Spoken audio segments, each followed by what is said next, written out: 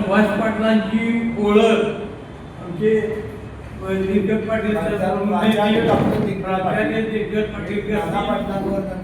पूर्वी ही व्याख्यानमाला शेतकरी कामगार पक्ष गेले अनेक वर्ष सुरू ठेवलेले आहेत. दाजीबा देसाई हे आपल्या सर्वांना माहीत आहेत, एक कोल्हापूरचे लोकप्रिय खासदार. या कोल्हापुरातून ते खासदार झाले.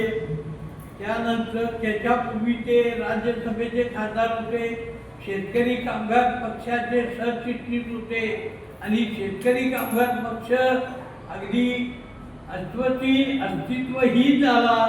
तेव्हा पक्ष दाजीबांनी आजपर्यंत 70-75 वर्ष या महाराष्ट्रात जो आज काम करतोय ते सगळं श्रेय दाजीबा देसाईंचं आहे.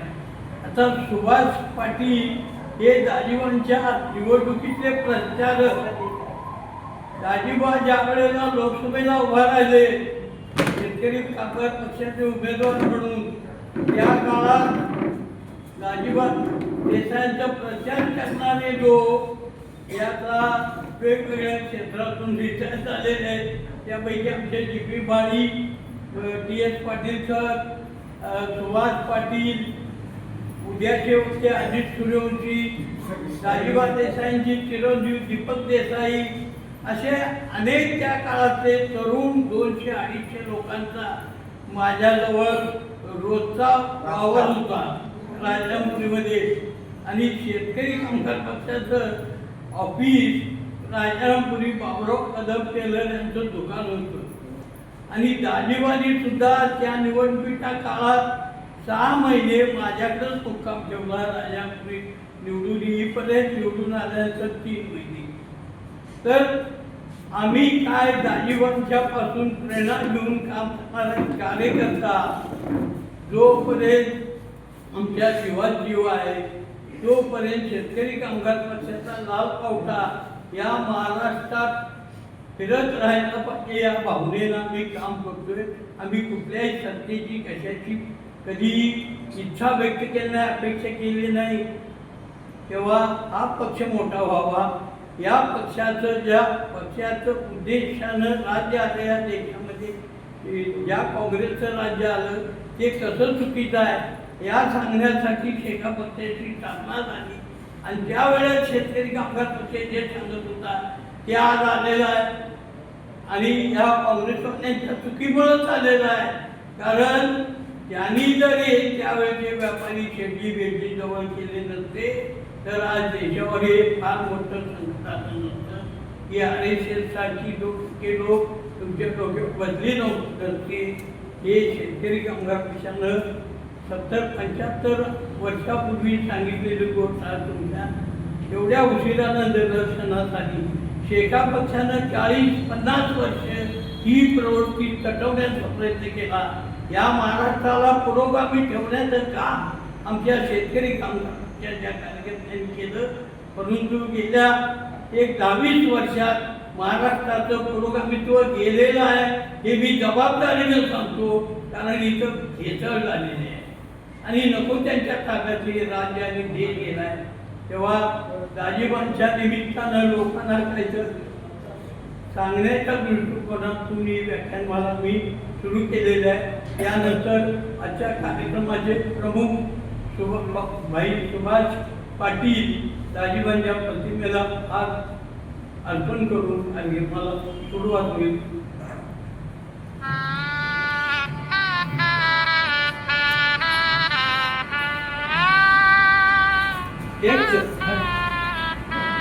सुभाष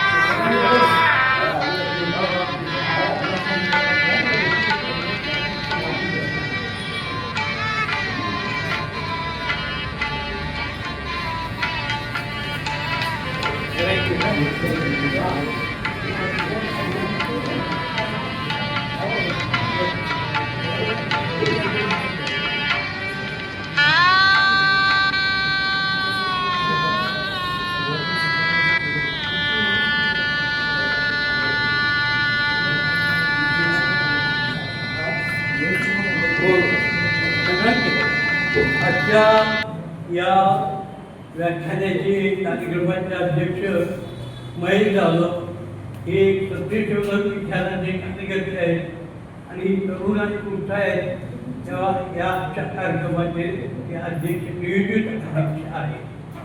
तर पूर्वी कार्यक्रम सुरू होण्यापूर्वी आमच्या बेळगावचे सीमाभागाचे दीपक दळवी यांचं काल आकस्मिक निधन झालेलं आहे.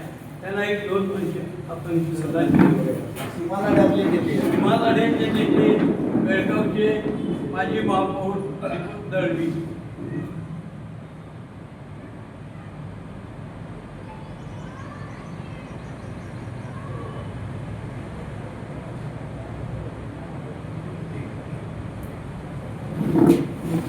आता काँग्रेसची ओळख प्राचार्य पाटील सर पडली.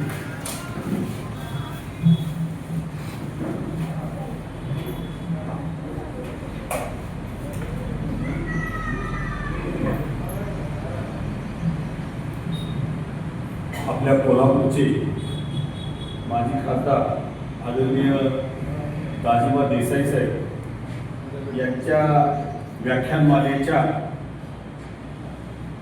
दुसऱ्या पुष्प गुंफण्यासाठी आलेले वक्ते क्रांतिसिंह नाना पाटील यांचे नातू ॲडव्होकेट सुभाष बापू पाटील आणि या व्याख्यानमालेच्या आजच्या दुसऱ्या पुष्प गुंफण्याच्या समारंभाचे अध्यक्ष माननीय महेश जाधव साहेब आणि माझ्या समोर बसलेले प्रतिष्ठित आमचे कॉम्रेड चंद्रकांत यादव, प्राचार्य TS पाटील, प्राचार्य GP माळी, TL पाटील सर आणि सर्व ज्येष्ठ आणि श्रेष्ठ आमचे जाधव साहेब आहेत, हे सर्व या ठिकाणी मला पाहुण्यांचा परिचय करून देण्यासाठी मी उभा आहे. या सभागृहामध्ये मी अनेक वेळा आलेलो आहे आणि आज भाई ॲडव्होकेट सुभाष पाटील यांना मी 8वी पासून ओळखतो, म्हणजे 1971 पासून. कारण माझं गाव लिंब तालुका तासगाव जिल्हा सांगली. क्रांतिसिंह नाना पाटील विद्यार्थी वसतिगृहाचा मी विद्यार्थी 8 वर्ष होतो. त्यामुळं आता आमच्या भाईने सांगितलं की सगळे मोर्चे शेतकरी कामगार पक्ष कसा स्थापन झाला, कारण क्रांतिसिंह नाना पाटील यांच्यावरती मी MP चा थिसिसच आहे. माझा आणि डॉक्टर कावळेकर सर आणि डॉक्टर चौसाकर सरांचं भांडण झालं की मला MP ला दिला पण PhD ला मला विषय दिलेला नाही. आता इतर बापू आहेत त्यांच्या बंधूला तो विषय दिला आणि मला मग मी मुख्यमंत्री वसंतदादा पाटील हा विषय घेतला. तेव्हा क्रांतिसिंह नाना पाटलांच्या संबंधी आज त्यांचं ऐकायचं आहे. आता जवळजवळ माझ्याकडे सगळं साहित्य ज्यांचं त्यांच्याबद्दल सातारा प्रतिसरकारबद्दल ते प्रकाशित झालेलं आहे ते सगळं मी एकत्र केलेलं आहे आणि त्यांचे वेगवेगळे असे जवळजवळ 6 खंड प्रकाशित करायचे आहेत. आता बापूंचा परिचय म्हणजे लहान मोठे मोठा घास, म्हणजे ज्यांच्या घरामध्ये जन्म झालेला आहे आणि त्यांचा परिचय मी करून द्यायचा म्हणजे अवघड गोष्ट आहे. परंतु माझ्या पुढे सगळी वडीलधारी मंडळी, अनुभवी माणसं आहेत आणि त्यांनी जे काम केलेलं आहे ते सांगली जिल्ह्यामध्ये आणि इतर कोल्हापूरमध्ये सुद्धा आम्ही कळंबेच्या त्या रस्त्याने येत होतो तेव्हा आम्ही म्हणजे जेलमध्ये तिथं होतो.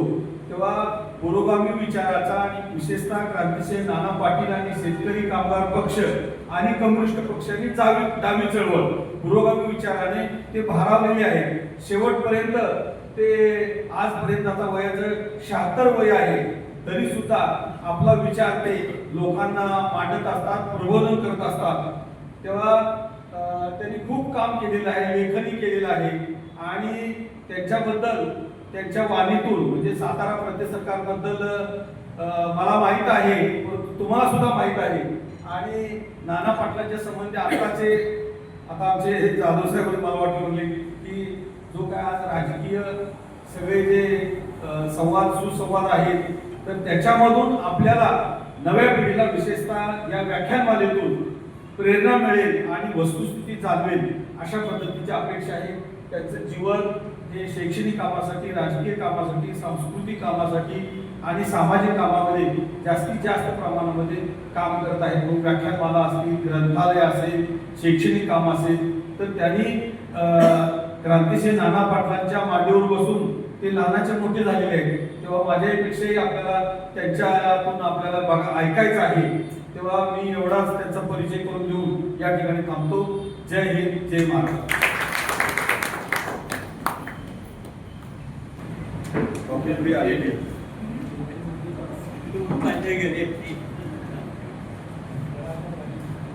आजचे प्रमुख वक्ते ॲड भाई सुभाष पाटील यांचा सत्कार गीता कदम यांच्या हस्ते होत आहे.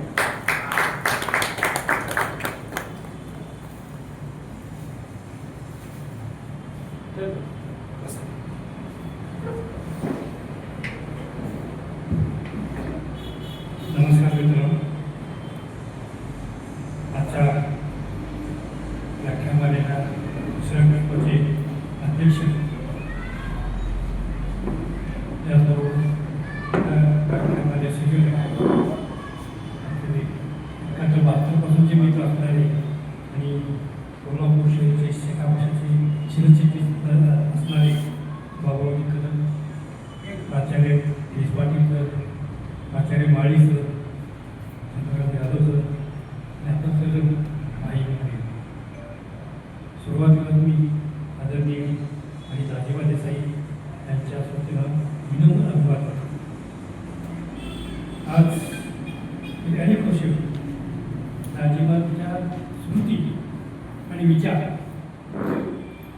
जिवंत ठेवण्याचं काम आणि त्याचा पेरणी करण्याचं दुसऱ्या करण्याचं त्यांच्या व्याख्यानाचे विचार पुन्हा पुन्हा समाजामध्ये पसरावे म्हणून हे व्याख्यानाला आयोजित करणारे त्या व्याख्यानाचे संयोजक सगळ्यांना मनपूर्वक धन्यवाद देतो.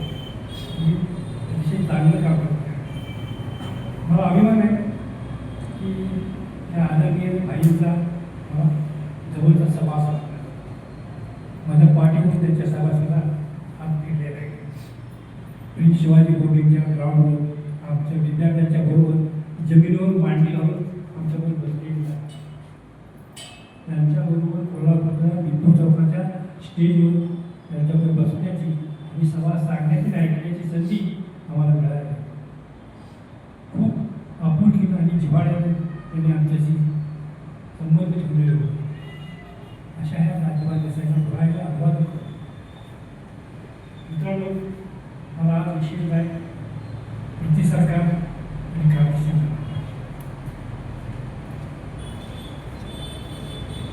21व्या शतकाच्या 25 वर्षाच्या कालखंडानंतर त्याच्या अगोदर 50 वर्षापूर्वी घडून गेलेली एक घटना,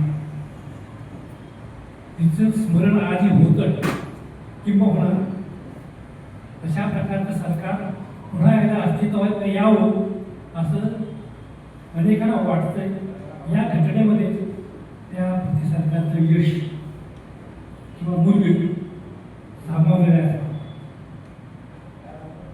मित्रांनो, मुंबईच्या गावाच्या मैदानावर महात्मा गांधींनी 8 ऑगस्ट 1942ला इंग्रजांना चले जाऊ म्हणून सांगितलं आणि भारतीयांना सांगितलं डू आउट करा किंवा आणि लगेच 9-10 ऑगस्टला कृती सरकार निर्माण झालं. अशी घटना घडलेली नाही. कृती सरकार कसं निर्माण झालं, कुणी निर्माण केले, का निर्माण केले, याची सगळी पार्श्वभूमी आपण समजावं. यासाठी नाना पाटील काय होते, त्यांनी का स्थापन ही आपण समजतो. वाटलं नाना पाटील पाहिले होते. मला नाही वाटत त्या सभागृहामध्ये त्यांना ऐकलेली कोण असू शकते. म्हणजे सगळं असं एका सुद्धा व्यक्ती त्यांना ऐकलेली असेल. पण नाना पाटील काय होते हे आपल्या लक्षात येऊन एक गोष्ट सांगतात. बाबा पृथ्वीशी शेजारी यांचं नाव कदाचित आपल्या कुणाला माहिती नसेल. त्याबरोबर पाटीलचं माफ करा, पण बाबा भुजशी काळात हे सुद्धा पंजाबमध्ये फार मोठे क्रांतिकारक होते आणि सशस्त्र क्रांतिकारकाची संघटना करणारे होते. ते तशा प्रकारचं संघटन करत होते म्हणून त्यांच्यावर ब्रिटिश सरकारनं त्यावेळेला 5,000 रुपयाचं बक्षीस जाहीर केलं होतं आणि मृत किंवा जिवंत पकडून देणाऱ्याला 5,000 रुपये बक्षीस द्यायला होतं. बाबा पंजाबचे असले तर त्यांचं कार्यक्षेत्र भारत होतं. 1944च्या दरम्यान बाबा आपल्या राजकीय कामाच्या निमित्तानं सुदीर्घीच्या कामाच्या निमित्तानं मद्रासला गेले. मद्रासमध्ये आता तामिळनाडू मद्रास सिटी म्हणजे आजची चेन्नई सिटी त्यावर मद्रास म्हणतो आणि मद्रास मद्रास प्रांत होता. त्याचं पुन्हा तामिळनाडू झालं आणि मद्रासचं चेन्नई झालं. मद्रासला गेल्यानंतर पोलिसांचा त्यांचा जो पहारा होता तिथं त्या दोन पकडलं गेल्यानंतर पकडलं मात्र असलं वाहतुकीची साधनं त्यावेळेला एवढी जास्त नव्हतीच. बस तर डायरेक्ट नव्हत्याच, पण रेल्वेसाठी साधन 70-80 वर्षापूर्वी रेल्वे तसं गेली त्याप्रमाणेच आता रेल्वेला नव्हता. मद्रास बाबांना दिल्लीला घ्यायचं. सायंकाळच्या वेळेला ते मद्रासमध्ये रेल्वे बसली. ती रेल्वे त्यावेळेला मद्रासला आंध्र प्रदेश महाराष्ट्राच्या नागपूरच्या भागातून मराठी भागातून दिल्लीला जातो. सायंकाळच्या वेळी मद्रासमध्ये सुरू रेल्वे नागपूरच्या भागामध्ये याला रात्री झाली आणि पकडल्यापासून रेल्वे बसल्यापासून बाबांना आपलं भवितव्य कळालं का कोणाला ते कळालं नव्हतं. यानंतर आपला फक्त एकच होतो हातून चौकशी होऊन हातून चौकशी होऊन शेवट आपला भाषेमध्ये होणार हे त्यांना समजलं आणि त्यांचा विचार होता ब्रिटिशांच्या कैदेत फाशीला मरायचं की यातून सुटण्यात काय काय प्रयत्न आपण करायचा असा विचार बाबा रेल्वेत बसला. रात्रीच्या वेळी रेल्वे चाललेली होती. रेल्वे त्या भागातून येत असताना एका नदीवरून रेल्वे पास होती. बाबा विचार करतो काय करावं आणि एका क्षणात त्यांनी विचार केला आणि बरोबर जे पोलीस बेगत होते त्यांचे बेसावत होते त्या पोलिसांना हुडकावून बाबांनी रेल्वेतून खाली उडी टाकली. पण रेल्वे त्यावेळेला नदी पार करून पुढे आलेली होती आणि त्यांची उडी एका झुडपामध्ये पडली आणि झुडपामध्ये उडी पडल्यामुळे फार मोठी दुखापत झाली. खरं तर पण मोठी दुखापत झाली. पण दुखापत झाली तर नाही झाल्याच्यापेक्षा इथं पडून राहिले तो येऊ नको तापून कुठून बाबा पळायला तो वेळ लागत नव्हती. दिशा माहीत नव्हती. कुठं पळायचं कळत होतं कुठं जायचं माहीत नव्हतं आणि इतकं झालं त्यांनी उडी टाकली म्हणून त्यांनी पोलीस गप बसणार.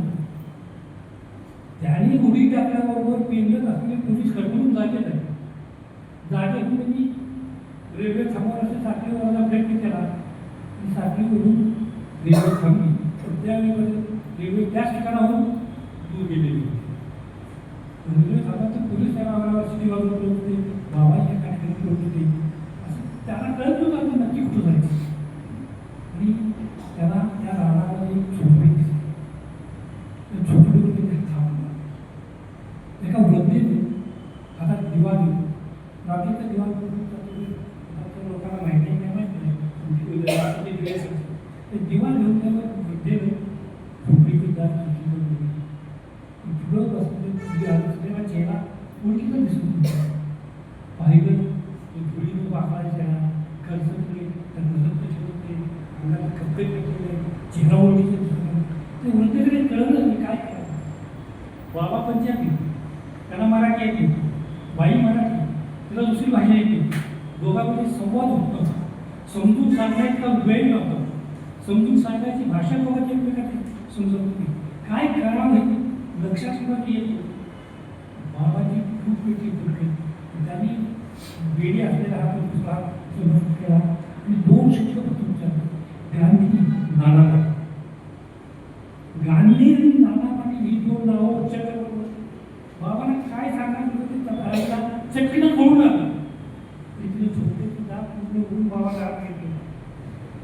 आसरा दिला, संरक्षण केलं होतं. त्याचा अर्थ असा आहे की त्या काळामध्ये गांधी आणि नाना पाटलांसाठी माणसं ही सामान्य माणसाच्या हृदयाची भाषा सामान्य माणसाच्या हृदयाची भाषा करतो ही एवढी सोपी गोष्ट किंवा सहज साध्य होणारी गोष्ट नाही. यासाठी मोजावी लागणारी किंमत नाना पाटलांनी स्वतःच्या काळात मोजली. 1943 पत्रकार निर्माण झालं, पण त्याच्या अगोदर 20 वर्ष क्रांतिशय नाना पाटील या सातारा भूमीमध्ये त्याला सांगण्याची सातारा चांगले तिथं त्या वाचनात होता. सातारामध्ये चांगल्या रस्ते होता. त्या जिल्ह्यामध्ये त्यांनी आपल्या सार्वजनिक कामाला सुरुवात केली. वयाच्या 20व्या वर्षी त्यांनी आपल्या सार्वजनिक कामाला सुरुवात केली आणि त्यावेळेला त्यांचे गुरु त्यानंतरच्या पण आदर्श होता छत्रपती शिवाजी महाराज आणि महात्मा ज्योतिबा फुले. आपल्या सार्वजनिक कामाची सुरुवात त्यांनी महात्मा ज्योतिबा फुले त्याला आदर्श मानून केलेली होती आणि सत्यशोधक समाजाचं काम किंवा दुसऱ्या भाषेत सांगायचं तर ब्राह्मणेतर पक्षाचं काम करायला त्यांनी सुरुवात केली आणि हे काम म्हणजे घरचं काहीतरी लष्कराच्या भाकरी मारायचं. त्या कामाची सुरुवात सुद्धा त्यांनी स्वतःपासून केली. 1921 साली त्यांचं लग्न झालं. त्यानंतर त्याला गावातून पाठी राहणं खाऊन पिऊन सुखी होती. चांगली नोकरी होती. तलाट्याची नोकरी त्याला प्रतिष्ठेची नोकरी होती आणि अशा वेळेला त्यांचं लग्न करायचा घरच्यांनी विचार केला. त्यांनी घरातल्याला सांगितलं मी महात्मा फुल्यांच्या विचाराचं काम करतो म्हणून लग्न करायचं असेल हुंडा घ्यायचा नाही. लग्न अतिशय साधे पद्धतीने करायचं. घोडा वाजंत्री असला विचार करायचा नाही. त्यामुळे हे मान्य केलं. खरं तर त्यावेळेच्या गावात असणारे लोक आणि घरातून गावातून पाटील घराणं आणि प्रतिष्ठित घराणं चार गावातून महान सन्मान असणारं घराणं वारकऱ्याची परंपरा असणाऱ्या घराणं अशा घराण्या मुलांना मुलगी त्याला कुठलाही बघू पिता मागे तेवढा हुंडा द्यायला जुन्या अंगाने लग्न करून त्याला तयार होते. पण आपण महात्मा फुल्यांचे विचार लोकांना सांगतोय आपल्यापासूनच त्याच्या अंमलबजावणी केली पाहिजे हे ठरवून त्यांनी सांगितलं हुंडा घ्यायचा नाही. याच्या पुढं जाऊन त्यांनी सांगितलं लग्नासाठी ब्राह्मण बोलवायचा नाही. 2025-26 साली ही कल्पना आम्हाला अजून मान्य होईना झालेली आहे. 100 वर्षापूर्वी नाना पाटलांच्या सांगितलं ब्राह्मण लग्नात बोलवायचा नाही. मुली करताना काळाचं बंद झालं. लग्नातले मंत्री कुणी म्हणायचे, मंगलष्टका कुणी म्हणायचे. गावाच्या गावं अडाणी होती. गावातली अनेक गावातली शाळा सुद्धा नव्हती. तेव्हा सगळे आपले वाद कुणाला वाचता देता येत नव्हतं तर मंगलष्टका कुठले म्हणणार, मंत्र कुठले म्हणणार. नाना पाटलांनी सांगितलं लग्नात मंत्राची आवश्यकता नाही. मंत्राचा लग्नाचा काही संबंध नाही. मंगलष्टका मी म्हणणार. महात्मा फुल्यांचे अखंड नवरदेव असणाऱ्या नाना पाटलांनी स्वतःचं लग्न करून घेतलं. गेल्या 100 वर्षात स्वतःच्या लग्नात स्वतः मंगलष्टका म्हणणारा नवरदेव महाराष्ट्रात दुसरा झाल्याचं एक काम करत असताना सत्यशोधक समाजाचा विचार लोकांमध्ये पसरत असताना त्यावेळेला आमच्या भागामध्ये कालल भिलवडी अंतरपूर ह्या गावामध्ये सत्यशोधक समाजाचे जलशे होते. ते जलशे सत्यशोधक समाजाचे विचार गावागावात पसरत होते आणि हे जलशाचा कार्यक्रम अनेक गावामध्ये घडून आला. जलशे सांस्कृतिक रंगानं सत्यशोधक विचार लोकांच्या मध्ये बसवायचं काम करतात. पण हे जलशाचं काम किंवा जलशाचे कार्यक्रम गावामध्ये करणं एवढं सोपं असायचं नाही. त्यासाठी नाना पाटील गावात जाणार, त्या गावात करते कोणाच भरणार, त्यांना बोलवून घेणार, त्यांना सांगणार आपल्याला काय करायचं आहे ते. मग हे करायसाठी लोकांना सहज काय करायचं तरी जलशेचे आपलं काम करतात आणि मग त्या जलशाचा कार्यक्रम त्या गावामध्ये करणार हा सत्यशोधक विचाराचं काम लोकांच्या मध्ये बसवत होतं. रात्रीच्या प्रौढ शिक्षणाची शाळा होती. स्त्रियांना शिकावी म्हणून स्त्रियांच्यासाठी रात्रीच्या शाळा होत्या. त्यांचं लग्न झालं तेव्हा त्यांची पत्नी निरक्षर होती, तिला लिहिता वाचता येत नव्हती. मी सांगितलं मी पत्नीला शिकवतो. आजची जुन्या वळणाची होती, पण त्यावेळेच्या बायकाने स्वतः ठरवून टाकलं होतं बायाने शिकायचं नाही. म्हणजे महात्मा फुले सांगते, सावित्रीबाई फुले सांगते, नाना पाटील सांगते, मी सांगते, बायानेच त्या ठरवून टाकलं होतं बायाने शिकायचं नाही.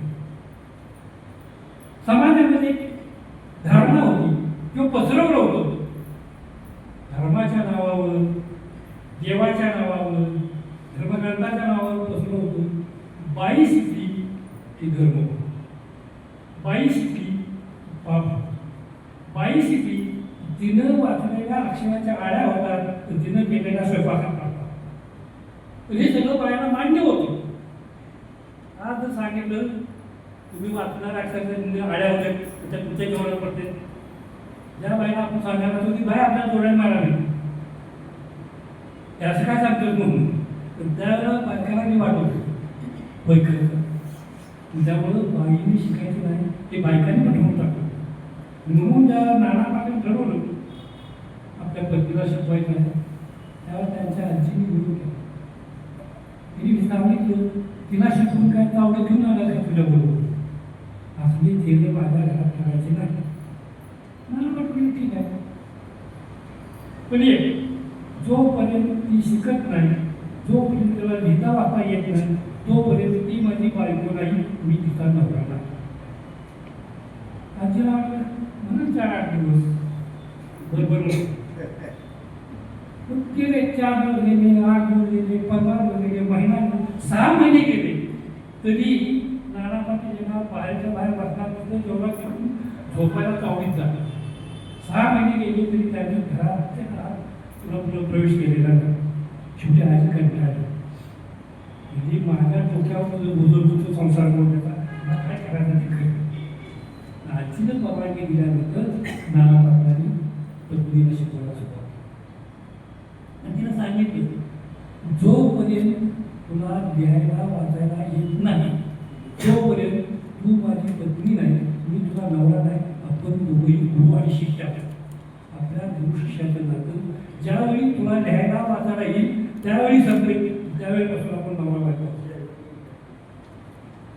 1921 साली त्यांचं जन्म झालं होते. माझ्या आईचा जन्म 1926. माझी आजी पूर्ण लिहायला वाचायला शिकल्यानंतरच त्याने आपला संसार सुरू केला. हे एकदा स्वतःला स्वीकारलेले विचार कृतीत आणण्यासाठी स्वतःपासून कशी सुरुवात करायची याचं हे उत्तम उदाहरण. नानापाटील तलाठी 1925 साली मुंबई कमिशनच्या निवडणुका, कोल्हापूरचे भास्करराव जाधव या विभागातून उमेदवार होते. तर ते सरकार पक्षाच्या विरोधात निवडले होते. नाना पाटील सरकारी नव्हते, भास्करराव जाधव सरकारच्या विरोधात उभा राहिले. सरकारी नोकर तलाठी असलेले नाना पाटील भास्करराव जाधवासाठी प्रचार केला. त्यावेळेला शिकलेला वर्ग हा उच्चवर्गीय वर्ग, गावागावात शिकलेल्या माणसं नव्हती. शिकलेला होता वर्ग तो उच्चवर्गीय होता. सरकारी नोकरीमध्ये जास्ती अधिकार असणारा तोच वर्ग होता. त्यामुळे उच्चवर्गीय असणारे सरकारी नोकर त्यांना ही गोष्ट जातच की बहुजन समाजाचा एक तलाठी सरकारच्या विरोधात प्रचार करतोय, ही गोष्ट ह्या उच्चवर्गीयाला सहन होणं शक्य नाही. त्याचा जबाब म्हणून त्यांनी त्यांच्या दप्तराची तपासणी केली. तपासणीमध्ये किरकोळ सापडली, त्याचं कुभाड नसलं त्यावेळेला त्यांनी त्याला शोभा वगैरे त्यांच्याबरोबर चौकशी सुरू झाल्या.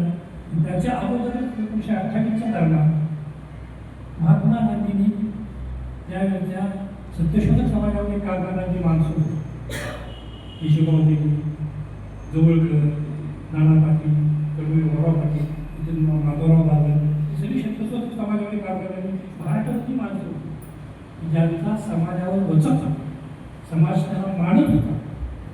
त्या सगळ्या माणसाला महात्मा गांधींनी आवाहन केलं होतं की तुम्ही स्वातंत्र्य स्वातंत्र्य चळवळीमध्ये ब्रिटिशांच्या विरुद्ध लढायला या या सगळ्यांनी महात्मा गांधींची आवाहन स्वीकारलं आणि आपलं काम करतच त्यांनी राष्ट्रीय स्वातंत्र्य चळवळीमध्ये काम करायला सुरुवात केली. त्याबरोबर नाना पाटलांनी या स्वातंत्र्य चळवळीमध्ये काम करायला सुरुवात केली आणि 1928 साली जंगल सत्याग्रहामध्ये त्यांच्या हस्ते प्रेक्षकांना जंगल सत्याग्रह झाला.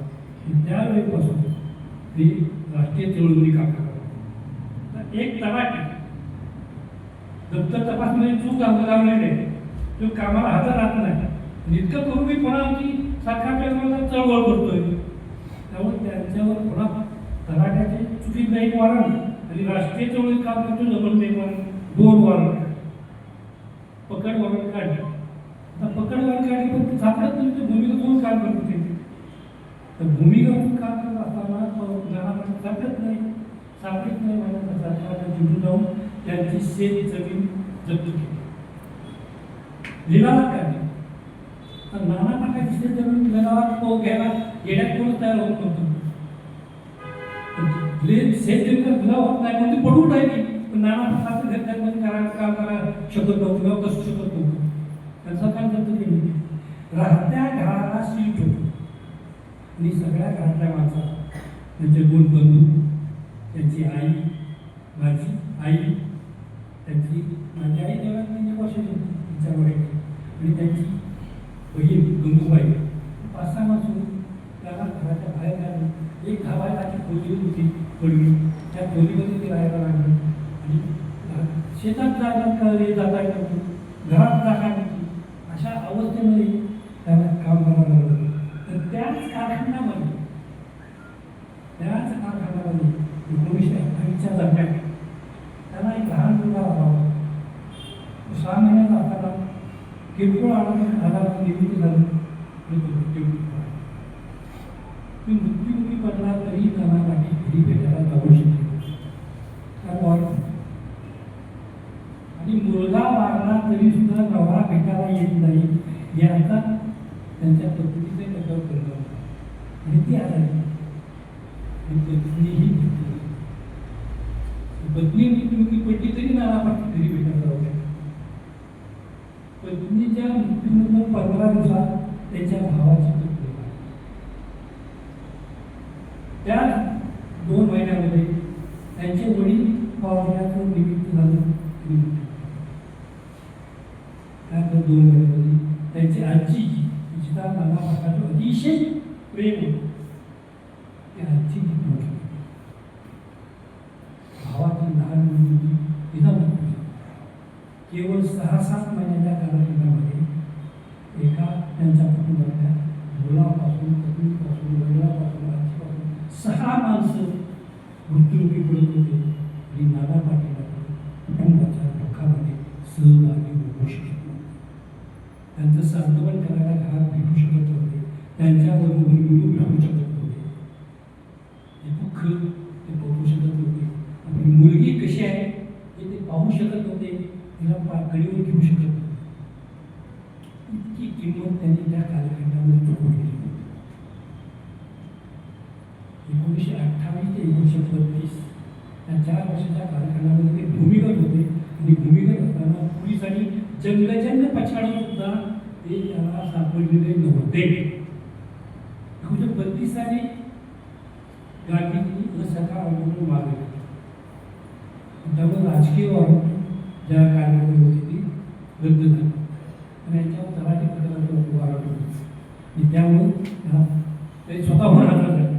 पोलिसांनी बघितलं नव्हतंच, ते स्वतःहून पुस्तकामध्ये हजर झाले आणि हजर झाल्यानंतर त्यांच्याकडे हात ठेवली होती. तुम्ही माफी मागा, कोणाचा चळवळीत भाग घेणार घेऊन द्या आणि तुम्हाला कोणाचा लढ घेऊ. मी असा उद्योग करणार नाही, मी माफी मागणार नाही. मी माफी मागणार नाही म्हणल्यावर सरकार आहे तसं केलं. त्यांनी त्यांच्यावरती बंदी आणि त्याला 2 वर्षाची शिक्षा सश्रम करावं अशी शिक्षा होती. तिथे स्वतःला हा सगळा इतिहास माहिती. पण शिक्षा झाल्यानंतर त्यांना काही पॅरोल मिळालं. त्या पॅरोलमध्ये इस्लाम किंवा त्याचा ईश्वर तिथं पोलिसामध्ये सकाळ संध्याकाळ 2 वेळा हजर जावं असतं. एडे मचिंद्र ते इस्लाम 20 किलोमीटर आहे म्हणजे कृष्णा नदी त्याला पूर वगैरे काय भांडण नसते. त्यामुळं तिथून 20 किलोमीटर सकाळी यायचं, पुन्हा येण्यात यायचं, पुन्हा संध्याकाळी यायचं, पुन्हा येण्यात यायचं. हे वाहतुकीची साधनं नव्हती दुसरी काय विशिष्ट नव्हती. त्यामुळे त्यांना इस्लामाबादचं जाणं भाव होतं. इस्लामाबाद काय म्हणजे इस्लामाबाद घर प्रकार जेवणाची सोय नाही, कुठं राहायचं माहीत नाही. त्यांनी काँग्रेस केली, काँग्रेस केली त्याला पैसे दिले. त्यांनी सांगितलं मला महिन्याला किती पैसे द्या जेवणाच्या खानावळीसाठी. जेवणाच्या खानावळीला महिन्यात 3 होते तेवढे. त्यावेळेला काँग्रेसच्या पदाधिकाऱ्यांनी त्या सांगितलं तुम्हाला कुणी निबंध दिलं होतं यामध्ये भाग घ्यायला, ऐकत नाही तो ह्याच्यात पडला कशाला. काँग्रेस असे पैसे वाटायला बसलेली नाही म्हणून त्यांना धोकावून लावला. एका झाडाच्या पारावर गाडगे बाबाचा एक शिष्य होता, तो नानापानाला माणूस होता. तो त्याला सकाळ संध्याकाळ जेवण द्यायला, त्याला जेवण द्यायला त्याची चौकशी सुरू करू शकतो. त्यालाही आला ते मोठा काट्यावर गेले आम्हाला सांगितलं तुम्ही देव माणसं आहे, तुम्ही मोठी माणसं आहे, तुम्ही असं हमाली करायचं आम्ही बोलत बसायचं की बरोबर नाही. आम्ही आमच्याच वर्गणी करतो, तुम्हाला पैसे देतो, पण तुम्ही हमाली खेळायचे. ही गोष्ट नाना पाटाला मान्य नाही. म्हणजे तुम्ही कष्ट काढा, तुम्ही हमाली काढा, पण तुमच्याकडे वर्गणी करून त्यात मला पैसे देणार हे काय बरोबर असं नाही. मग ते नाकामध्ये त्या झाडाखाली मुक्कामाला गेले. मक्याची कणसं घेतली, ही कणसं कुठे त्या गणित पैसे 2 पैशाला मिळायचे. ती 2 कणसं घ्यायची, सकाळी 2 कणसं, संध्याकाळी 2 कणसं, पुण्यामध्ये भट्टी भाजून घ्यायची, ती खाऊन घ्यायची. आणि गावचे कपडे भरले, कपडे घाला पैसे, जेवण खायला पैसे नव्हते, कपड्याला पैसे नव्हते. आम्हाला त्याच्यानंतर 2 होती. एका पोताला मध्ये भूक पडलं, दोन्ही बाजूला भूक पडली, 2 फार ते पोतं 17 म्हणून लागला त्याला. त्या सगळ्या पोत्याचा 17 लावून म्हणजे 2 महिने विश्वास वगैरे काढले. अशा अवस्थेमध्ये सार्वजनिक जीवनामध्ये जी तपश्चर्या असते त्यासाठीची किंमत मोजावी लागते, त्यासाठीची सोसावं लागतं. हे सगळं सोसणं, ही किंमत, ही तपश्चर्या नाना पाटील शेवटी पॅराला मोडला. 1932 ते 1942 या 10 वर्षाच्या कालखंडामध्ये ते 8 वेळा तुरुंगामध्ये गेले. एक तर ते तुरुंगात असायचे, नाही तर काँग्रेसच्या सभेसाठी आणि स्वातंत्र्याच्या चळवळीच्या प्रचारासाठी गावोगाव फिरले. त्या कालखंडात सगळा सातारा जिल्हा त्यांनी पायी फिरून करतो. तुरुंगाच्या बाहेर असताना प्रत्येक दिवस रोज कुठल्या ना कुठल्या गावामध्ये जाऊन सगळं गेले, लोक जमवून त्यांना समजून ते करतो. 1925 ते 30च्या कालखंडामध्ये ही आताही काँग्रेस पुणे, मुंबई, कलकत्ता, दिल्ली ह्या मोठ्या मोठ्या शहरामध्ये होती. ग्रामीण भागात काँग्रेसबरोबर पोहोचलेच नव्हतं. लोकांना काँग्रेसमध्ये काय, चळवळमध्ये काय माहीत नव्हते. सुरुवात झाली त्यावेळेला गांधी टोपी वगैरे म्हणायची, तिकडनं पोलिसांची गोळी आली किंवा मला म्हणजे तुझी काही गांधी टोपीवर काय करायचं अशी टिंगर व्हायची त्या गांधी टोपी घालणाऱ्या गांधीवाल्यांची. या कालखंडामध्ये नाना पाटील या प्रत्येक खेड्यामध्ये जात होते आणि सांगत शिवलीला काठी लागून काठी घ्यायची, त्याला तिरंगा झेंडा लावायचा. मी महात्मा गांधी की जय, छत्रपती शिवाजी महाराज की जय, भारत माता की जय अशा घोषणा देत ते गावात प्रवेश करायचे. काठीला झेंडा लावून घोषणा देत कुणीतरी माणूस गावात येतो की पळत त्याच्यामध्ये गोळा होता. त्यानंतर पोराच्या हातात झेंडा घेतला, गावात ते मिरवणूक काढायची. ही मिरवणूक काढताना स्वतःच्या सभेची स्वतः तवडी देते. ऐका हो ऐका, आज संध्याकाळी गावाच्या देवळापुढं नाना पाटलाची सभा आहे. जेवण खावणं झाल्यावर देवळापुढं सगळ्यांनी सभा ऐकायला प्याओ अशी स्वतःच्या सभेची दौडी देणारा वक्ता स्वतःच असणारा दुसरा वक्ता सार्वजनिक जीवनात कुणाला ऐकायला अशा पद्धतीनं त्यांनी या कालखंडामध्ये काँग्रेसचं काम केलं होतं, स्वातंत्र्य चळवळीचं काम केलं होतं. ही स्वातंत्र्य चळवळ कशासाठी आहे, इंग्रज काय आहे, ते आमच्यावर कशा प्रकारे अन्याय करतात, त्यांना बाहेर का घालून टाकलं पाहिजे आणि आमचं स्वतःचं राज्य का आणलं पाहिजे, हे सगळं या सगळ्या खेड्यातल्या लोकांना समजावून सांगण्याचं काम या 10 वर्षाच्या कालखंडात 15 वर्षाच्या कालखंडात नाना पाटलांनी केलं होतं. ते म्हणून त्यावेळेला सार्वजनिक लोकांमध्ये किंवा सामान्य लोकांच्या मध्ये खेड्यापाड्यातल्या लोकांच्या मध्ये स्वातंत्र्याची चळवळ पोहोचलेली होती. गांधीचं नाव पोहोचलेलं होतं, नाना पाटलाचं नाव पोहोचलेलं होतं. इंग्रजांच्या विरुद्ध वातावरण तयार झालं. अशा ह्या पार्श्वभूमीवर 1943 साल 8 ऑगस्टला गांधीजी आझाद झाला. त्यानंतर गवालिया टाकला, काँग्रेसच्या अधिवेशनामध्ये चेरेजॉबचा ठराव झाला आणि इंग्रजांना चेरेजॉबवर सोडलं आणि भारतीय लोकांना करा किंवा माराचा संदेश दिला.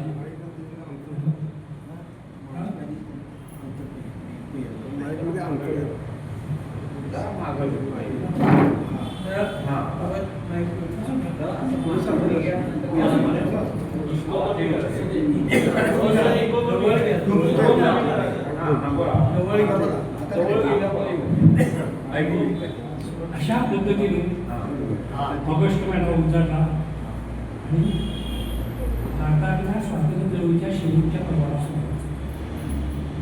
गांधीजींनी जरी आझाद मैदानावर चर्चेची घोषणा केली तर सरकार काही असं झालं असतं की चर्चेला पडणार नव्हतं, पण निघून जाणार नव्हतं. सरकारने ही उलटी दडपशाही सुरू केली. 8 ऑगस्ट गांधींची सह काँग्रेसचे मोठे पुढारी होते त्या सगळ्यांना अटक तुरुंगात टाकलं आणि पुढाऱ्यांना तुरुंगात टाकल्यानंतर चळवळ वाढणार नाही असा सरकारचा होरा होता. पण तो होरा फसला. केला तरी पुतबळीची खाली, ज्वाला तरी ती वजली उभारी. अशा पद्धतीने पुढाऱ्यांना तुरुंगात टाकल्यामुळं जनता जास्त करू ही नाना पाटलांनी कुंडलमध्ये आपल्या सहकार्याची एक महत्त्वाची बैठक घेतली. नाथाजी लाड, अप्पा मास्तर लाड, जी.डी. बापू लाड, नागनाथ नायकोडी, भगवानराव पाटील, रामू पाटील, गोविंदराव मिरगे, महादेव मिरगे, त्यांच्या ग्रुपमध्ये कुंडलच्या ग्रुपमध्ये काम करणारे जे सगळे सहकारी होते त्यांचे त्या सगळ्यांची एक बैठक करून म्हणजे आता आपण काय करायचं त्यावर सर्व विचार केला. अप्पा मास्तर लाड म्हणून गुरुजी होते, त्यांचा कुंभारमध्ये मळा होता, त्या मळामध्ये ही बैठक करून आणि त्या सगळ्यांनी सांगितलं तुम्ही सांगा. त्यावेळेस त्यांनी सांगितले मी पोलिसात अजून होणार नाही, पोलिसाला सापडणार नाही, मी सरकारच्या विरोधात चळवळ करणार आहे, माझ्याबरोबर कोणी. त्या बैठकीमध्ये जमले सगळ्यांनी सांगितलं तुम्ही जे सांगा त्या पद्धतीनं आम्हीही पोलिसात हजर होणार नाही, आम्हीही स्वातंत्र्याच्या लढ्यामध्ये तुमच्याबरोबर काम करतो. ती बैठक संपली. त्यानंतर सातारा जिल्ह्यामध्ये मोर्चाचा दर सुरू ऑगस्टच्या शेवटच्या नंतर पहिला मोर्चा करण्यात आला. कुबा पाटलांच्या नेतृत्वात 1001 करते त्याला 1000 लोकांचा मोठा मोर्चा. त्यांनी मामदार कराडच्या मामदार देखील मोर्चा काढला, मामदार देखील तिरंगा झेंडा फडकवला आणि मोर्चा सुरू केला. 2 दिवसांनी पाटणच्या आमदार केजरीवाल गोवा मावशीकर या नेत्याच्या नेतृत्वाखाली होता. इथंही 2000 लोक होते. तोही मोर्चा यशस्वी. त्यानंतर 3 सप्टेंबर 1943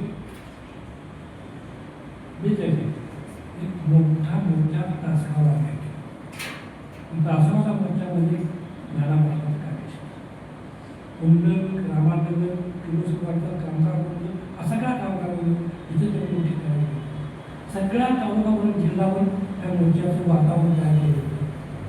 तब्बल 8-10 हजार लोक मोर्चासाठी समाज तासगावापासून पश्चिमेला येरळा नदीच्या काठावर. त्या येरळा नदीच्या वाळूमध्ये पात्रामध्ये वाळूला मोठी सभा झाली सगळ्यांची मोठा कसा काढला आणि त्यामुळे सभेमध्ये चंद्र नाना पाटलांनी मोठ्यामध्ये सहभागी व्हायचं नाही. जर पोलिसांनी त्यांना अटक केली तर चळवळीचं नेतृत्व तुरुंगात जाईल आणि चळवळ थांबेल. म्हणून नाना पाटलांनी मोठ्या सहभागी व्हायचं नाही. बलूचे आदम पैलवान आणि कृष्णराव खोराडे या कार्यकर्त्यांच्या नेतृत्वाखाली मोठा कारवाई सुरू. निमणीपासून तासगावपर्यंत 7 किलोमीटरचा मोठा पायी चालत कोणाच्या ह्याच्यात तासगावच्या माणसाची एवढी माणसं पुढं पाहिल्यानंतर मामला पावसा त्याला काय करावं काय कळलं नाही. त्याला काय सुखाचं बंद मोर्चेकरांनी मामल्याला बाहेर बोलवलं.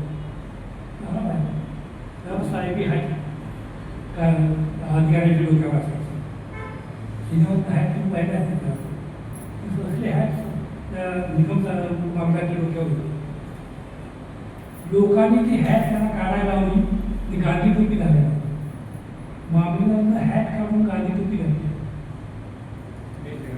कचेरीच्या बाहेर आपला युनियनच्या खाली उतरायला लावला आणि सरकार आणि तिरंगा झेंडा कचेरीवर फडकायला लावला आणि मामलेदाराला त्या झेंड्याला सॅल्यूट करायला लावला आणि मामलेदाराला त्या तिरंगा झेंड्याला सॅल्यूट केला.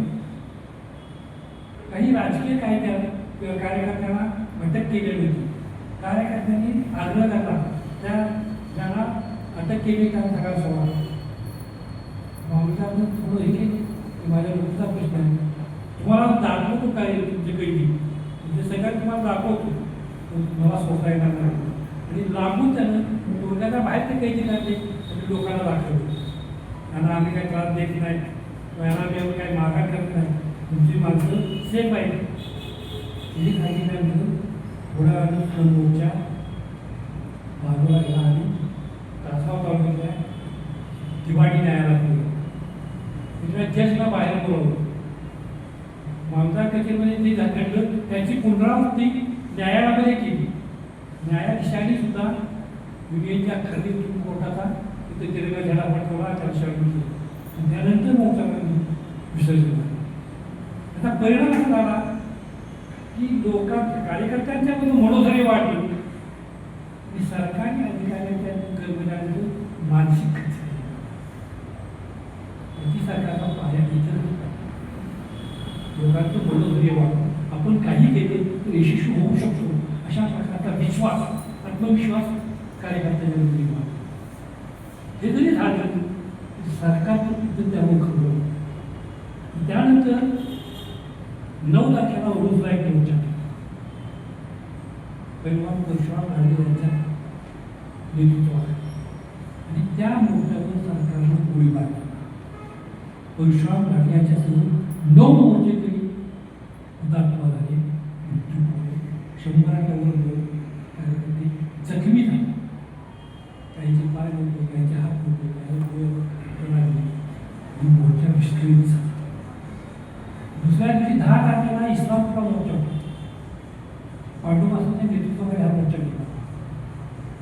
हा मोर्चा तो विस्कळीत झाला. चालू अजून लोक येणार होते. पांडुमासाचे लोक लवकर आले. दुसरे लोक यायला उशीर व्हायला. मोर्चाचा समन्वय साधला गेला. पांडुमासाचा मोर्चा मिळाला. त्यामध्ये किर्लोस्करवाडीमध्ये काही लोक गेले होते.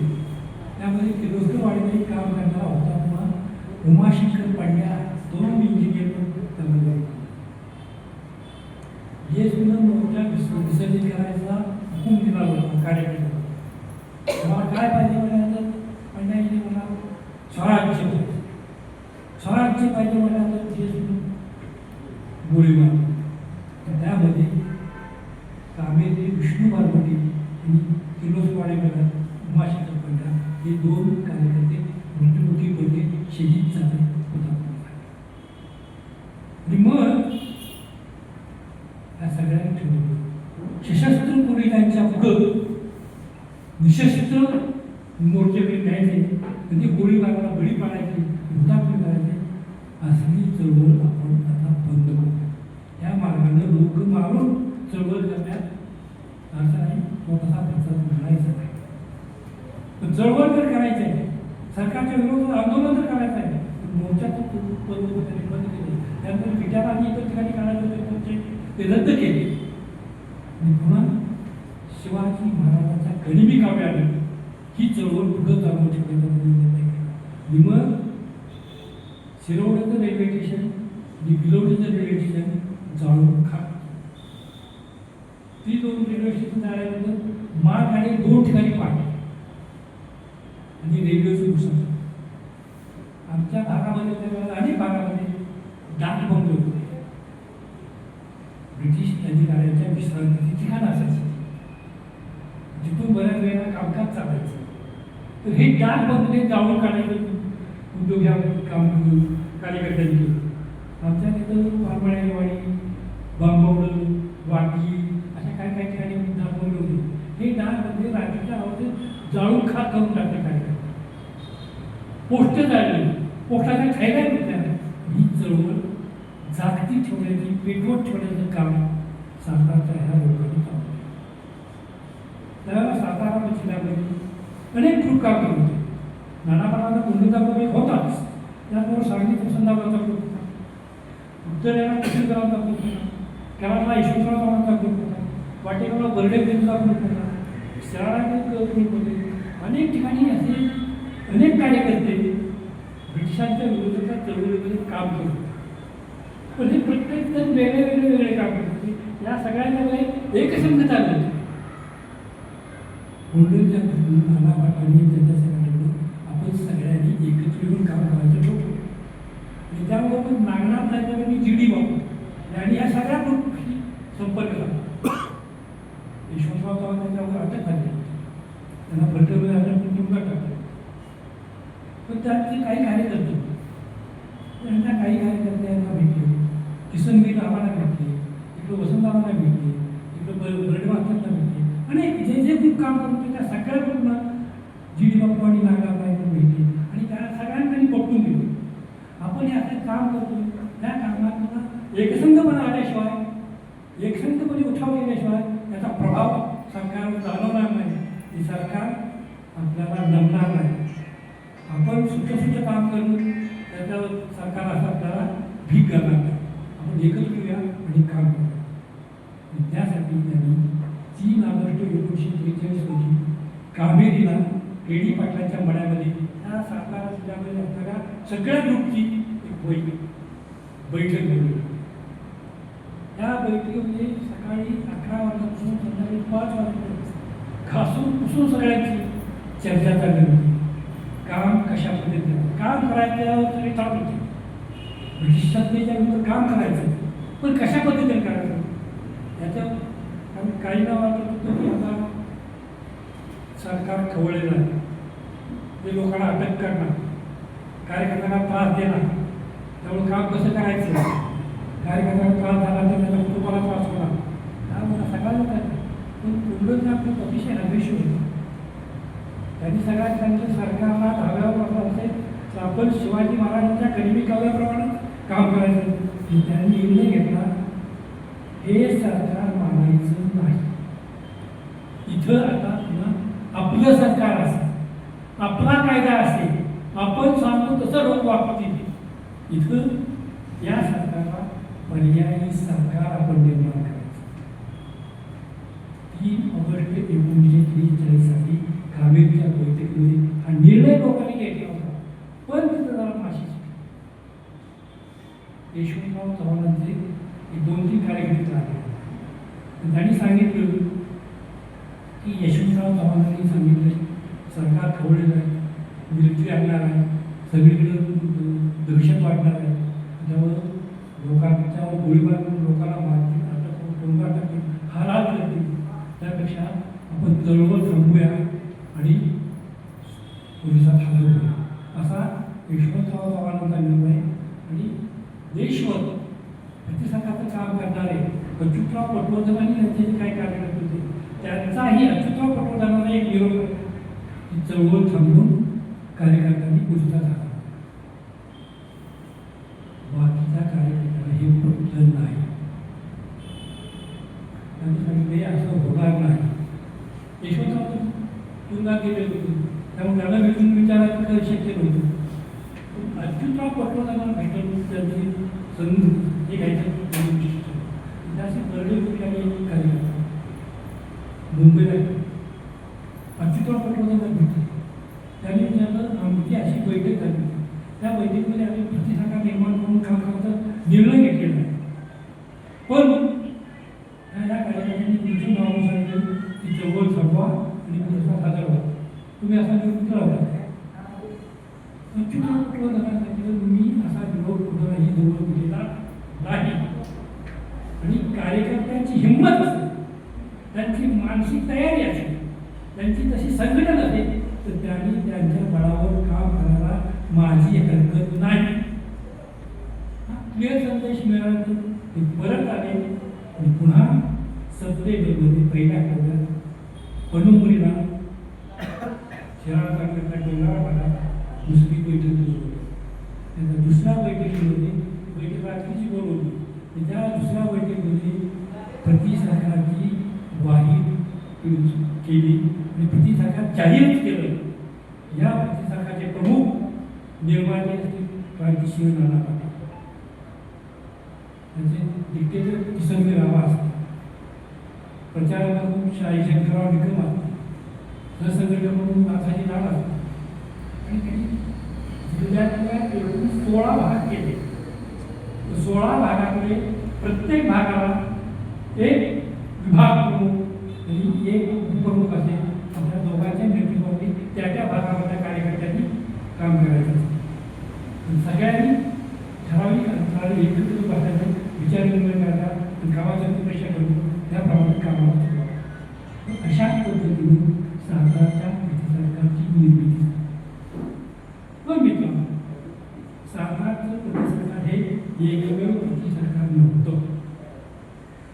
या देशामध्ये जर मोजायला गेलं तर 100% प्रतिसरकार निर्माण झाले. सगळीच नोंद घेण्यासाठी नव्हती. काही प्रतिसरकार 2 दिवस 4 दिवस 8 दिवस टिकतील. आपल्या भागामध्ये महाडला, सोलापूरला, चिमूर आष्टीला इथंही प्रतिसरकार निर्माण झाली होती. तिकडे स्थानिक स्वातंत्र्य काम करणारे लोक एकत्र येणार, मोर्चे काढणार, तिथे स्थानिक कचेऱ्या पोलीस स्टेशन ताब्यात घेणार, तिथे अधिकाऱ्यांना हाकलून लावणार, आम्ही स्वतंत्र आहोत, आमचं सरकार आहे म्हणून जाहीर केलं. पण त्यांनी जरी जाहीर केलं तर सरकार गप्प बसणार नाही. सरकार दडपशाही करणार. 4 दिवसामध्ये आठवडाभरावर पुन्हा पोलीस फोन करून त्या कार्यकर्त्यांना कोलपटून काढणार, मारून काढणार, वार्ताहर करणार, नको जीवन करून टाकणार. अशा पद्धतीने त्या प्रतिसरकार थांबवण्याचं काम करतात. लोकांच्या हात आले. पण म्हणून त्यांचं स्वातंत्र्य चळवळीचं महत्त्व कमी होतं आणि आपलं जीवन स्वातंत्र्य चळवळीमध्ये घालवलेलं होतं. आपल्या जीवनातला काही मार्ग स्वातंत्र्यासाठी दिलेलाच होता. यशस्वी मार्ग वेगळा, त्यांनी स्वातंत्र्यासाठी काम केलं. या देशामधल्या 3-4 स्वातंत्र्याचा इतिहास लक्षात घ्यावा असं.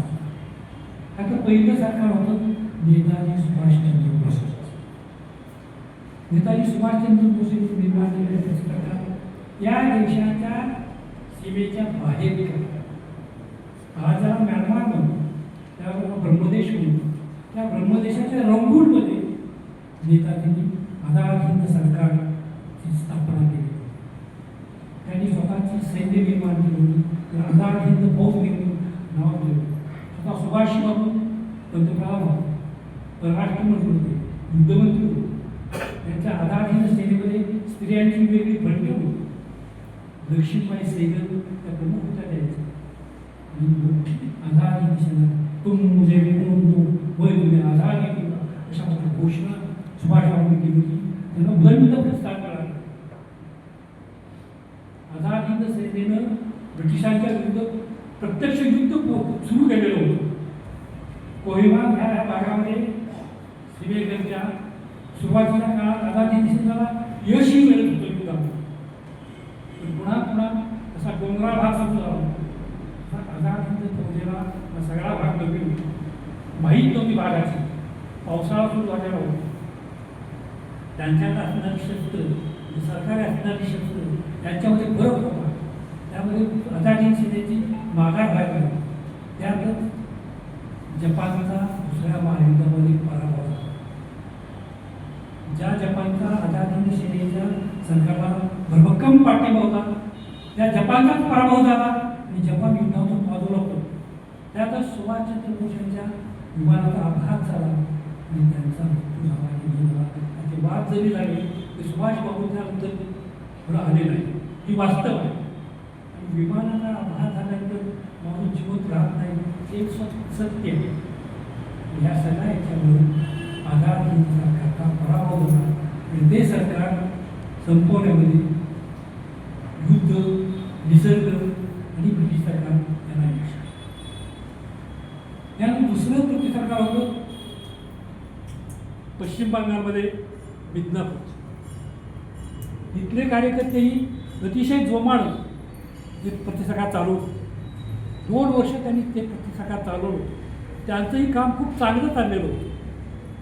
पण त्याच कालखंडामध्ये ब्रिटिश सरकारमध्ये भयानक दुष्काळ पडला. दुर्गादेवीचा दुष्काळ म्हणून तो दुष्काळ प्रसिद्ध आहे. त्यावेळेला लोकांना अन्न पाणी मिळायचं बंद झालं. लोक अक्षरशः टाचा घासून मरायला लागले. आणि ब्रिटिश सरकारमध्ये काम करणारी माणसं जी काही परदेशातून येणारी नव्हती, ती त्याच भूमीतली होती. त्यांना राजाश्रय मिळत नव्हता, पण लोकाश्रय मिळत होता. आणि लोकाश्रय मिळत होता म्हणून ते काम करू शकते. लोकच आश्रय त्याला असहाय्य व्हायला लागले.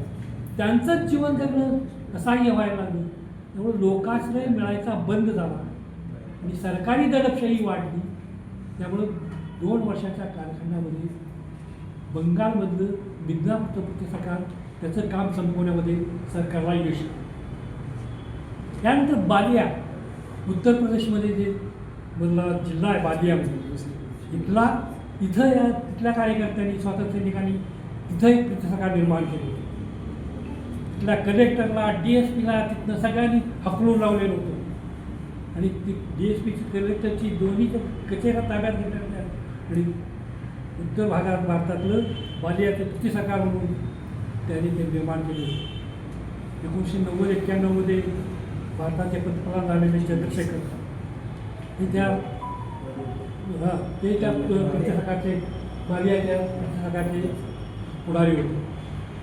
तर 6 महिन्यामध्ये सरकारने झोडांनी अवलंबली, दडपशाही अवलंबली, मिलिटरी नेली आणि त्या मिलिटरीच्या साह्याने थोडा नीतीच्या साह्याने तिथल्या कार्यकर्त्यांचं प्रतिसरकार नेस्तनाबूत केलं आणि ते सरकार मोडून काढण्यामध्ये ब्रिटिशांना यश आलं.